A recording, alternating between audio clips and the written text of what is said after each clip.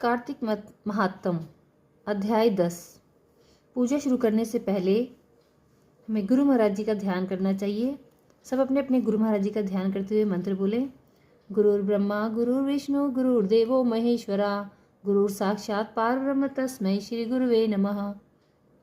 इसके बाद गणेश जी महाराज जी का ध्यान करते हुए उनका जयकारा लगाना चाहिए। बोले गणेश जी महाराज की जय। कथा सुनने से पहले हाथ में फूल, चावल, इनमें से कोई भी चीज़ अपने हाथ में ज़रूर रखनी चाहिए।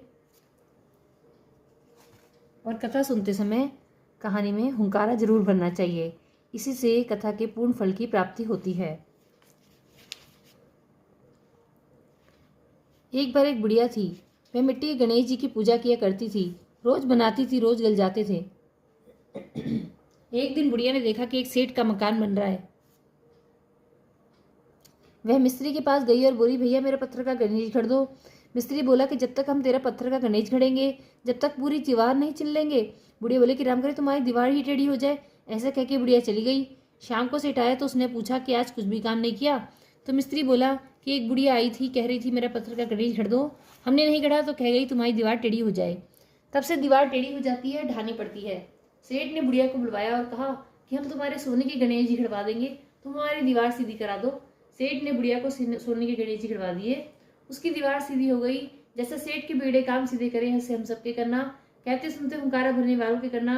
बोलो गणेश जी महाराज की जय। कार्तिक महात्म 10वां अध्याय। इस प्रकार इंद्र और बृहस्पति भय से मुक्त होकर अपने लोकों को चले गए। भगवान शिव अंतर्ध्यान हो गए।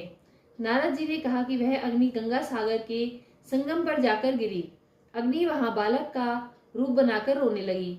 उसके भयंकर रूप से रोने से पृथ्वी बार बार कांपने लगी। अग्नि ने अपने रोने के शब्द से सत्यलोक तक का भाग बहरा कर दिया। रोने का शब्द सुनकर ब्रह्मा जी बड़े विस्मित हुए और कहा यह क्या है, और गंगा सागर जा पहुंचे। समुद्र की गोद में उस बालक को देखकर ब्रह्मा जी ने कहा यह अद्भुत बालक कौन है। ब्रह्मा जी का यह कथन सुनकर समुद्र ने ब्रह्मा को आते देख हाथ जोड़ लिए। समुद्र ने ब्रह्मा जी को प्रणाम करके उस बालक को उनकी गोद में बैठा दिया और कहा हे जगत गुरु, यह गंगा सागर के संगम में उत्पन्न हुआ है, कृपया इसके जात कर्म और संस्कार आदि कीजिए।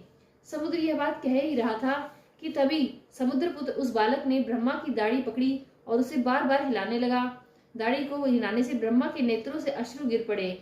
बड़ी कठिनाई से जब ब्रह्मा जी ने उस बालक से अपनी दाढ़ी को छुड़ाया तो वे समुद्र से बोले कि इसने तो हमारे नेत्रों से जल निकाल दिया है, इसलिए इसका नाम जलंधर